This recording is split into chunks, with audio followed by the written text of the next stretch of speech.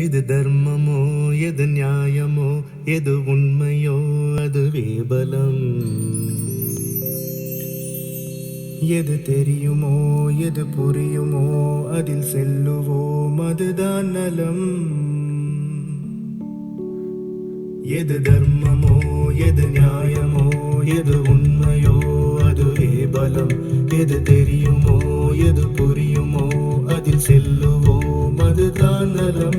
முன்னோர்களின் திருப்பாதமே நம் வாழ்வெல்லாம் வழியாகுமே. மனசாட்சியின் குரல் போதுமே அதில் ஐயம் யாவும் தீருமே. எது தர்மமோ எது நியாயமோ எது உண்மையோ அதுவே பலம்.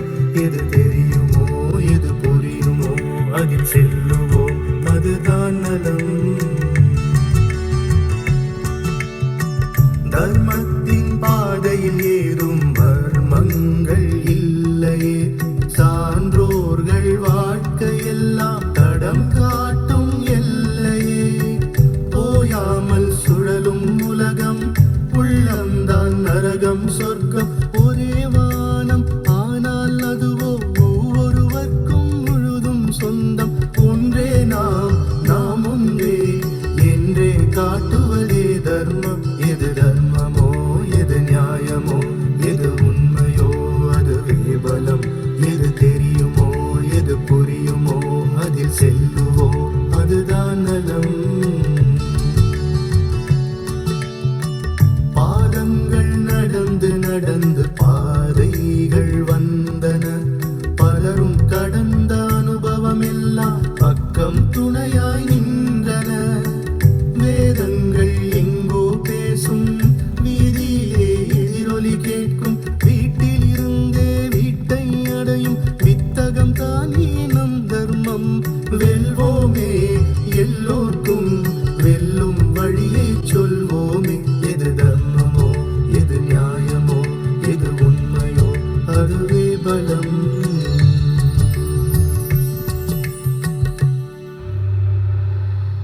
வணக்கம் சங்கரா தொலைக்காட்சி நேயர்களே.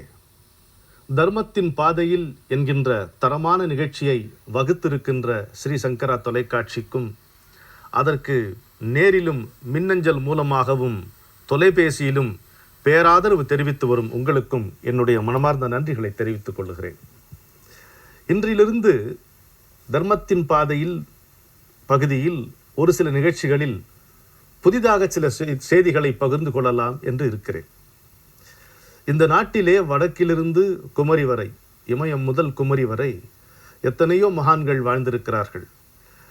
அவர்கள் அனைவருக்கும் பொதுவாக இருந்த ஒரு அம்சம் என்னவென்று பார்த்தால் தர்மத்தின் பாதையை பாதுகாத்து வைப்பதுதான். பின்னால் வரக்கூடிய சந்ததியினருக்கு தர்மத்தின் பாதை என்பது பாதுகாக்கப்பட்டு இருக்க வேண்டும். அந்த மனிதனுடைய மனத்தில் அந்த பாதையில் நடக்க வேண்டும் என்கின்ற சிந்தனை எழும்போது அவன் கண்முன்னே அந்த பாதை விரியும் என்பதாக அவர்கள் செய்திருக்கிறார்கள்.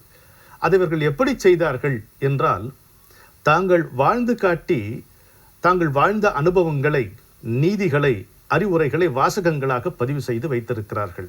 சில பாடல்களாக அமையும், சில அறிவுரைகளாக அமையும், சில உரையாடல்களாக அமையும். அது பல நூல்கள் அப்படி நமக்கு பாரத நாட்டிலே எல்லா மொழிகளிலும் காண கிடைக்கின்றன. அதில் சுபாஷிதம் என்கின்ற நூல் ஒன்று மிக முக்கியமானது. இந்த சுபாஷிதம் ஒரு தொகுப்பு, ஒரு ஒற்றை நூல் அல்ல, பல பேர் எழுதிய அறிவுரைகளின் தொகுப்பு.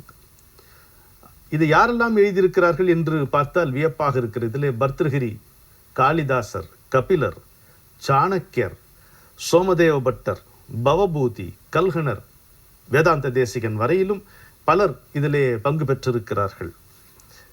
பஞ்சதந்திரம், ஹிதோபதேசம், அந்த இரண்டு நூல்களும் சுபாஷிதத்தை மிக விரிவாக பயன்படுத்தி இருக்கின்றன. அதற்கு காட்சிகள் வடித்திருக்கின்றன என்று சொல்லலாம். இந்த சுபாஷிதம் எங்கிருந்து வந்தது என்று நீங்கள் பார்த்தீர்களானால், நம்முடைய தர்மத்தினுடைய இரண்டு கண்களாக அல்லது இரண்டு மகா விருட்சங்களாக நிற்கின்ற ராமாயணம், மகாபாரதம் அவற்றினுடைய வேர்களில் இருந்து இவையும் கிளம்பி வந்திருக்கின்றன என்று நாம் காணுகிறோம்.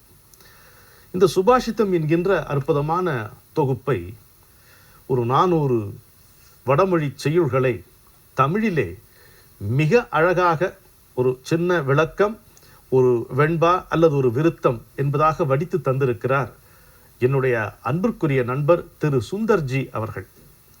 தஞ்சை பிரகாஷ் என்கின்ற கவிஞருடைய மிக நெருக்கமான தோழரான சுந்தர்ஜி தற்போது தஞ்சையிலே வசித்து வருகிறார். அவரே அற்புதமான கவிஞர், அருமையான கட்டுரையாளர். இந்த சுபாஷிதத்தை மிக அழகாக அவர் மொழிபெயர்த்திருக்கிறார். அவருக்கு உங்கள் மூலமும் சங்கரா தொலைக்காட்சி மூலமும் என்னுடைய நன்றியையும் பாராட்டுகளையும் தெரிவித்துக் கொண்டு சுபாஷிதத்தை பார்ப்போம். அக்னி சேஷம் கிருணாசேஷம் சத்ருசேஷம் ததைவச்ச புனப்புனக பிரவர்த்தேத தஸ்மாத் சேஷம் ந காரியேத் என்று துவங்குகிறது. ரொம்ப அழகாக இருக்கு பாருங்க. நெருப்பு, கடன், பகை இம்மூன்றும் சிறிது மிஞ்சினாலும் மீண்டும் வளரும். 3 விஷயம் சொல்றாருங்க. நெருப்பு, கடன், பகை இவை மூன்றும் சிறிது மிஞ்சினாலும் மீண்டும் வளரும். எனவே இந்த மூன்றும் முற்றிலுமாக தீர்க்கப்பட வேண்டும் என்று சுபாஷிதம் சொல்லுகிறது. அதை ஒரு அழகான வெண்பாவாக சுந்தர்ஜி நமக்கு கொடுக்கிறார். பற்றிடும் தீயும் பகையும் கடனும் சற்றேனும் மீதம் இருந்திட்டால், பற்றிடும் தீயும் பகையும் கடனும் தான் சற்றேனும் மீதம் இருந்திட்டால் வற்றாது மீண்டும் வளர்ந்தோங்கும் தன்மைத்தால் முற்றிலுமாய் பூண்டோடு தீர்க்கப்படும்ங்கிறார். ஏன் அப்படி சொல்லுகிறது சுபாஷிதம்? தீ, கடன், பகை மூன்றையும் சொல்லுகிறது. தின்றே வளர்வது தீ. தீக்கு இறை கிடைக்கும் வரை அது வளர்ந்து கொண்டே தான் இருக்கு. அது தானாக அது தனியாது. தீ என்பது 2 விதமாகத்தான் தனியும்.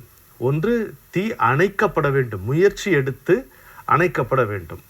அல்லது அது தின்பதற்கு, அது தின்று வளர்கிறது தான் தீ, அது தின்பதற்கு ஏதும் கிடைக்காத வண்ணம் பார்த்து கொள்ள வேண்டும். அதுவரையில் தீ வளர்ந்து கொண்டேதான் இருக்கும். அக்னி குஞ்சொன்று கண்டேன், அங்கொரு காட்டிடை பொந்திடை வைத்தேன், வந்து தணிந்தது காடு. சின்ன பொறி, ஒரு காடையே அவித்து சாம்பலாக்கக்கூடிய வல்லமை பொருந்தியது. ஏனென்றால் காற்று என்று ஒரு அம்சம் வருகிறது. அது ஊதி ஊதி இதை வளர்க்கிறது. ஒரே ஒரு சின்ன ஒளித்துகள் போதும் ஊதி ஊதி பெருக்கிக் கொள்ளலாம் என்பது போல். எனவே விபத்து, தீ விபத்து நிகழாமல் நாம் தவிர்க்க வேண்டுமானால் அந்த தீயினுடைய ஒரு பொறி கூட மிச்சம் இருக்காமல் பார்த்து கொள்ள வேண்டும். அப்படி இருந்தால்தான் அந்த விபத்திலிருந்து நாம் தப்பிக்க முடியும் என்று முதலில் அதற்கு உதாரணம் காட்டுகிறார். இயற்கை மூலமாக வருகின்ற பாதை. எது தர்மமோ, எது நியாயமோ, எது உண்மையோ, அதுவே பலி. அடுத்து கடன். கடன்பட்டார் நெஞ்சம் போல கலங்கினான் இலங்கை வேந்தன். கம்பராமாயணத்தில் இல்லாத ஆனால் இருப்பதாக கருதக்கூடிய ஒரு பாட்டு அது. இப்பெல்லாம் கடன் தந்தார் நெஞ்சம் போல கலங்கினான் என்று சொல்ல வேண்டும் என்று சுவாரஸ்யமாக சொல்லுவார்கள். ஏன் அப்படின்னு கேட்டால், நல்ல மனம் உள்ளவர்களுக்கு வாங்கிய கடன் அவர்களை உறுத்தி கொண்டே இருக்கும். ஐயோ கடன் பட்டுட்டோமே, ஐயோ கடன் பட்டுட்டோமே. அது முழுக்க தீர்க்கும் வரையில் அவனுக்கு நிம்மதி இருக்காது, அவனுக்கு உறக்கம் வராது. ஒன்று. இரண்டாவது, கடன் அப்படின்னா அதுக்கு வட்டி. இந்த அசலை விட வட்டி ஆகாச அளவுக்கு உயர்ந்து போகும். நாம் அப்படி கவனித்து திரும்புவதற்குள் இனி நாம் இந்த வாழ்வில் இந்த கடனை திருப்பி அடைக்க முடியாது என்கின்ற வண்ணம் வட்டி வளர்ந்துவிடும்.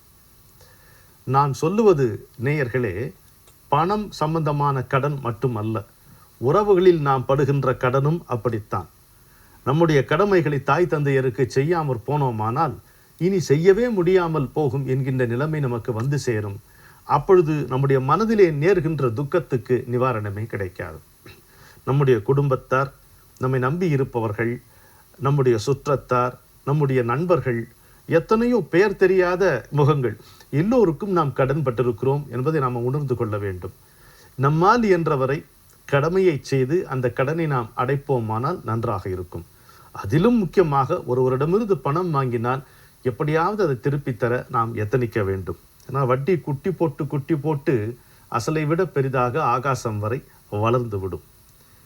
பகை அதே போல், தீயை போல், கடனை போல் பகையும் முழுக்க அது தீர்க்கப்பட வேண்டும். என்னுடைய குருநாதர் சொல்லுவார், ஒரு எதிரியை வெற்றி கொள்வது என்பது ஏதோ ஒரு தருணத்தில் நடக்கின்ற ஒரு விஷயமாக இருக்க ஆகாது.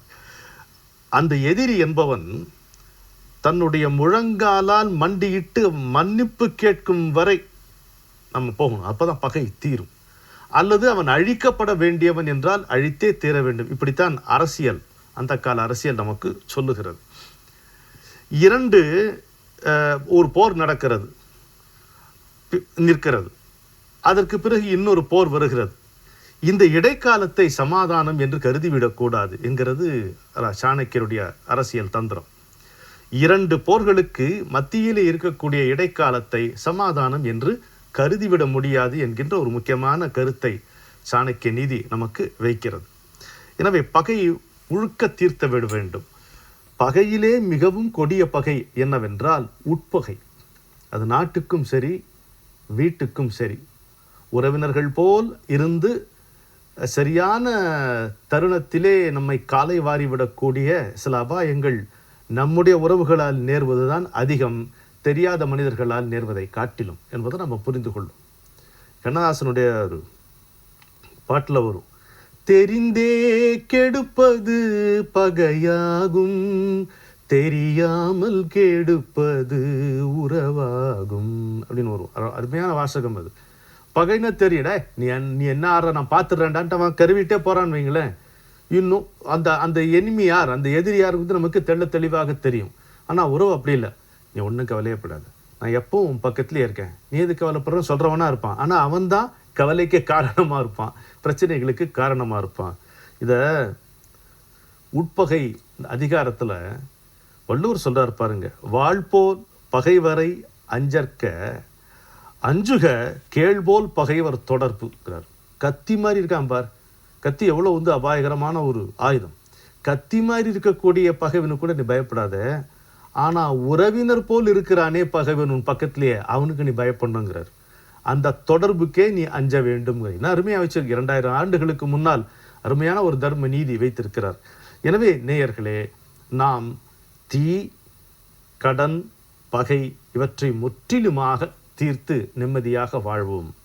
அடுத்த சுபாஷிதத்தை பார்ப்போமா? பிருத்வியாம் 3 ரத்னானி. இந்த பூமியில 3 ரத்தினங்கள் இருக்கிறது என்று சொல்லுகிறது சுபாஷிதம். பிருத்வினா பூமி, 3னா 3. பிருத்வியாம் 3 ரத்னானி. என்னல்லாமா? ஜலம், நீர், அன்னம், சோறு, சுபாஷிதம். இந்த சுபாஷிதம் என்கின்ற அறிவுரைகள் அடங்கிய இந்த 3ம் இந்த உலகத்தில் கிடைக்கின்ற ரத்தனங்களா. இது முதல் வரி சொல்லுகிறது. அடுத்த வரி எப்படி போட்டு புரட்டுது பாருங்க. மூடை பாஷாண கண்டேஷு ரத்ன சங்கியா வர்த்தீயதே அப்படிங்கிறது. மூடர்கள் வெற்று கற்களை ரத்தினங்கள் என்று நம்பி தங்களுடைய வாழ்க்கையை வீணாக்குகிறார்கள் என்று சொல்லுகிறது. இதை சுந்தர்ஜி எப்படி சொல்லுகிறார்? தொல்லுலகின் 3 ரத்தினங்கள், தொல்லுலகில் 3ஆம் இரத்தினங்கள் தண்ணீரும் நல்லுணவும் நல்லுறையும் என்பரால் புல்லிய சிற்றறிவாளர்கள் தாம்தான் இரத்தினமாய் கற்களை போற்றிடுவார் கான் என்று சொல்லுகிறார். 3 விஷயம் என்ன சொன்னார்? ரத்தினம். ஒன்று நீர். நீர் இல்லாமல் வாழ முடியுமா? கதிரவன் இல்லை என்றால் இந்த உலகத்திலே உயிர்கள் இல்லை. மழை இல்லை என்றால் இந்த உலகத்திலே உயிர் வாழ்க்கையே இல்லை என்பதை நம்ம புரிந்து கொள்ள வேண்டும். எனவேதான் நீரின்றி அமையாது உலகு என்று வள்ளுவர் எடுத்து வைக்கிறார். அதனால்தான் கதிரவனை பாடாமல் மழையை போற்றி வான் சிறப்பு என்கின்ற அதிகாரத்தை வைக்கிறார். நீர் இல்லாமல் உணவு இல்லை, நீர் இல்லாமல் உணவு முடிவதும் இல்லை, இல்லையா? என்னதான் எவ்வளோ நீங்கள் பண்டங்கள் பரிமாறி வைத்திருந்தாலும் தண்ணி எங்கன்னு கேட்குறோம். அது மட்டுமல்ல, தண்ணீர் தன்னளவிலே ஒரு உணவாகவும் பயன்படுகிறது. அதுதான் துப்பாக்கி அந்த குரல்ல நம்ம பார்க்கிறோம். இன்னொன்று, அன்னம் இல்லைன்னா முடியுமா? உண்டாலம்மை இவ்வுலகம், பசித்தவனுக்கு சோறு என்கிறது ரிக்வேதம், உண்டாலம்மை இவ்வுலகம் என்கிறது தமிழ் நூல். சாப்பிட்டா தானே இந்த உலகம். அது இல்லைன்னா ஒண்ணுமே இல்லையே. பசித்த வயிற்றோடு இருப்பவனிடம் சென்று வேதாந்தம் பேசாதே என்று விவேகானந்தர் சீருவார், கடுமையாக சொல்லுவார். எனவே நீரின்றி அமையாது உலகம், உண்டாலம்ம இவ்வுலகம். அதுபோல் நல்ல அறிவுரைகள் இல்லை என்றால் இந்த வாழ்க்கை வெற்று வாழ்க்கையாக இருக்கும். வெற்று வாழ்க்கையை வெற்றி வாழ்க்கையாக மாற்றுவது எது? பெரியோர்களுடைய நல்ல அறிவுரைகள், அற்புதமான வாசகங்கள், ஊக்கம் தருகின்ற மொழிகள். இவைதானே வெற்று வாழ்க்கையை வெற்றி வாழ்க்கையாக ஆக்குகிறது. எனவே 3 ரத்தினங்களை ஒருபோதும் நாம் மறக்க வேண்டாம். ஒன்று நீர். ஒருபோதும் நீரை வீணாக்கக்கூடாது. இப்போ ஒரு சின்ன உதாரணம் சொல்கிறேன். அன்றாட வாழ்க்கையில் வாஷ் பேசினை திறந்து விட்டுட்டே இவ்வளோ பெருசாக கத்தையாக திறந்து விட வேண்டிய தேவையே இல்லை. ஒரு கை கழுவுறதுக்கு குளிக்கிற அளவுக்கு திறந்து விட வேண்டிய தேவையில்லை. கொஞ்சமாக பயன்படுத்தினா போதும். தவறாக நினைத்து கொள்ளாதீர்கள். சில பேர் ஷேவிங் பண்ணுறதுக்கு வாஷ் பேசினை திறந்து விட்டு அப்புறம் பண்ணுவாங்க. ரொம்ப தவறு, ரொம்ப தவறு. ஒரு துளி நீர் கூட நாம் வீணாக்கக்கூடாது. அது மிச்சம் பிடிக்க கற்றுக்கொள்ள வேண்டும். ரெயின் வாட்டர் ஹார்வெஸ்டிங் என்பது எல்லோருமே செய்ய வேண்டும் என்று நான் மன்றாடி கேட்டுக்கொள்ளுகிறேன். அதுபோல் என்னுடைய தந்தையார் எனக்கு கற்றுத்தந்த முதல் பாடம் அன்னம்ன நிந்தியா தத் விரதம். ஒரு துளி உணவு கூட வீணாக்கக்கூடாது. நான் சொல்லுவேன் சும்மா, இல்லைப்பா இது காக்காய்க்கும் நாய்க்கும் வச்சுருக்கேன். ஏன்டா டேய், அதை முதல்ல போட்டுட்டு அப்புறம் நீ உட்கார வேண்டியதானேன்னு. அதனால் நீ சாப்பிட்டு மிஞ்சறது, நீ வீணாக்கிறது, அதுக்கு போடுறது மரபே கிடையாது. முதல்ல அதுக்கு எடுத்து வை, அப்புறம் நீ சாப்பிடு. உனக்கு எவ்வளோ தேவையோ அது மட்டும் போட்டுக்கோ. ஒரு துளி கூட வீணாக்கக்கூடாது. எத்தனை பேர் சோறு இல்லாமல் தவிக்கிறார்கள் இந்த உலகத்தில் என்று சுட்டி காட்டுவார். எனவே நீர், உணவு இல்லைன்னா தான் தெரியும், தண்ணி கிடைக்கலன்னா தான் தெரியும். நீங்கள் பெரிய பில் கேட்ஸாக இருக்கலாம், கோட்டீஸ்வரனாக இருக்கலாம், பேரழகியாக இருக்கலாம், சகலகலா வல்லவராக இருக்கலாம், தண்ணி கிடைக்கலன்னு என்ன செய்வீங்க? உங்கள் அழகோ அறிவோ பணமோ செல்வாக்கோ எதுவுமே சப்ஸ்டிடியூட் ஆக. தண்ணிக்கு மாற்றே கிடையாது. தண்ணீர் தான். நீர் தேவை என்றால் நீர் தான். தண்ணீரை பற்றிய விவரங்கள், தகவல்கள் ஒருபோதும் தாகத்தை தீர்க்க. அவ்வளவு முக்கியம். அது அவ்வளவு முக்கியம். உணவு அவ்வளவு முக்கியம். நீர் எப்படி முக்கியமோ, உணவு எந்த அளவுக்கு முக்கியமானதோ, இன்றியமையாததோ, அதை போலத்தான் பெரியவர்களுடைய அறிவுரைகளும் இன்றியமையாதவை என்று நமக்கு சுபாஷிதம் எடுத்து காட்டுகிறது. இன்னொரு சுபாஷிதத்தை பார்க்கலாம். ந அபிஷேகோ ந சம்ஸ்காரக சிம்ஹஸ்ய கியத்தே வனே அப்படின்னு சொல்றார். அதாவது காட்டில் சிங்கத்திற்கு யாரும் முடிசூட்டுவதில்லை. இந்த சிங்கமே, நீங்கள் தான் இந்த வனத்துக்கு அரசனாக இருக்க வேண்டிய, யாரை போய் முடிசூட்டுறாங்களா?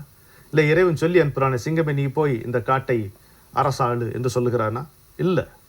கானகத்தில் சிங்கத்தை யாரும் முடிசூட்டி கோனெனவே பட்டமிட்டு கூறார். தானேதான் தன் வலிமை காட்டி தலைமை வகித்திட்டு மன்னனென வாழ்ந்திடுமாம் என்று சுந்தர்ஜி அழகாக மொழிபெயர்க்கிறார். தன்னுடைய சுய வலிமையினாலேயே அது ராஜாவாகிறது என்பதை நாம் புரிந்து கொள்ளுகிறோம். அதை எப்படி இருக்கணும் நம்முடைய தன்மை? யூ மஸ்ட் எப்பவுமே you must command respect, not demand it என்று சொல்வார்கள் ஆங்கிலத்தில். அது மாதிரி நம்முடைய நடத்தையினாலேயே நமக்கு மரியாதை வர வேண்டும். காலில் வீழு என்று சொல்லக்கூடாது. காலில் வீழ் என்பார் கயவர். திரிஞானி பாலில் விழுந்த பழம். அப்படி இருந்தால் எல்லோரும் காலிலே விழுவார்கள். அப்படி இருக்கணும். மாபெரும் சபைகளில் நீ நடந்தால் உனக்கு மாலைகள் விழ வேண்டும். ஒரு மாற்று குறையாத மன்னவன் இவன் என்று போற்றி புகழ வேண்டும். எப்போ நடக்குது? கற்றோர்க்கு சென்ற விடமெல்லாம் சிறப்பு. அது மாதிரி நல்ல நடத்தை, நல்ல கல்வி, நல்ல ஒழுக்கம் இருந்தால் அவனுக்கு எங்கே போனாலும் அந்த மரியாதை கிடைக்கும். தெய்வம் ஏழை என்று இறங்கி விடாது, கோழையை சீந்தாது, வாழத் தலைப்படும் வல்லவர்க்குத்தான் இறங்கும். அதுக்கு அந்த வாழத் தலைப்படுகின்ற அந்த உற்சாகம், அந்த ஊக்கம் இருக்கு பாருங்க, அதுதான் வல்லமை. அந்த வல்லமையை நாம் உள்ளிருந்து தான் பெற முடியும், வெளியிலிருந்து பெற முடியாது. ஆனால் வெளியிலிருந்து சுபாஷிதம் போன்ற நூல்கள் நம்மை உள்ளே பார்க்க சொல்லி அந்த வல்லமையை வளர்த்து கொள்ளும் உபாயத்தை தெரிவிக்கின்றன. எனவே வல்லமை பெற்று வாழ்வாங்கு வாழ்வோம்.